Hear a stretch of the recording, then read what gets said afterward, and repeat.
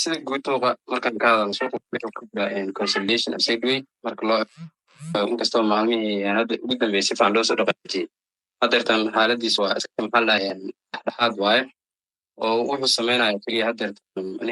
maadaama si fiican loo dhaqaajiyey wuxuu sameynaya haddeertan waxa la dhahaa retest ama maxaa la dhahaa wire soo laabashaa bitcoin waxaa aragnaa joogto haddeertan 95,000 iyo dhowr boqol maxaa la dhahay kooxaha kale oo iyaga laftigooda sida fiican loo soo dhaqaajiyey sida sugi taw iyo kooxo badan oo lasoo dhaqaajiyey iyaga laftigooda meelaha fiican haddeertan waqtigan la joogo markaad ka fiirisid temperamada sida dailiga oo kale ama forwarka oo kale markaad ka fiirisid kooxankaas iyo kooxaha kale oo dhan oo kala jiri jira iyaga laftigooda fursad bixinayaan hadda waqtigan la joogo marka loo fiiriyo sida loo soo dhaqaajiyey meesha hadda ay joogaan marka waxyaaba badan la filayaa dhankan inuisida dhankan kiribtada ku saabsan sida haddeertan waqtiga ugu weyn ama waxa ugu weyn haddeertan la filaya ay tahay 7 bisha oo haddeertan rate cutki iyo la filayo inuu dhaco waxyaabahaas marka waxyaaba ugu weyn haddeertan suuqa xayirayo inay ku jiraan berina waa maalinka koowaad ee weekendiga ama maxaa la dhahay maanta waxay ka bilaaban doontaa isbuuc cusub ayaa u furmi doona suuqyada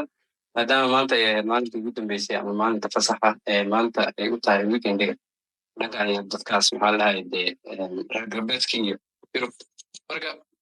suuqa waxaa furmi doono dhammaan suuqyada sida stocka forexiska dadka tiri jiray dhammaan maxaa la dhahay suuqyada kale taas waxay sababi kartaa in liquidity ay halkaas soo gasho suuqa oo lacag ay soo gasho suuqa in la dhaqaajiyo kale beri ayaa la filaya duulaha insha allah marka ilaa iyo marka asian sessionka oo haddeertan caawa soo dhex xukumayo marka waxyaaba badan oo kuley la filayaa dhankan iyo suuqa ku saabsan suuqana waxaan u malaynayaa in dadka traderska oo kale inay kuley indhaha ku hayaan waxyaaba kale ugu muhiimsan dhankan kiribtada kalena waxaa ka mid ah in maxaa la dhahay haddeertan waxaan ka haynin oo dadkan jeebweynayaasha ka mid oo hadda ka hor helay aco ahaan u helay ethereum 76,000 ayaa haddeertan wuxuu gaday intii coin aad u harsaneed taasoo macnihii ka dhigayso in haddeertan uu transfer gram lacag ku wareejistay 2,000 ethereum oo maanta ku wareejistay weliba isbuucyadii ugu dambeeyay dhan lacag wareejinayay wuxuuba iska iibiyey in gaaraysa 14,000 oo ethereum ah lacag gaaraysa 24.7 milyan oo dollar ayuuna ka faa'iiday sidoo kale waxyaaba kale ugu muhiimsan waxaa ka mid ah ninka baybit ninka CEO-geeda ah lagu magacaabo ben ayaa wuxuu sheegay in quarterkan ay isticmaali doonaan ama ay kusoo diri doonaan businesskooda ay si toosa ugu maxaa la dhahay u isticmaali karaan ama ugu soo diri doonaan stockska oo kale inay ka trade gareeyaan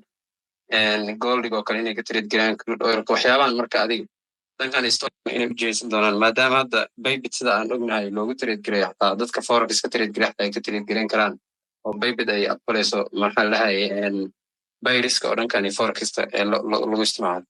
sidoo kale waxaa leeyahay dhankan iyo maxaa la dhahay bashan abu dhabi oo la qaabilsan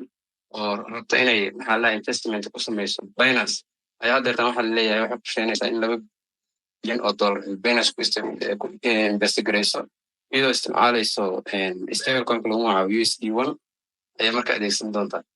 applena sidoo kale waxaa leeyahay idina waxay bid ku samaynaysaa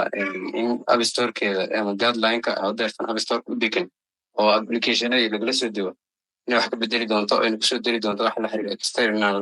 payment methods iyo sidoo kale in NFT-da xataa laftiga transactionadooda iyo waxaas ay kusoo deri doonto taasna waxay marka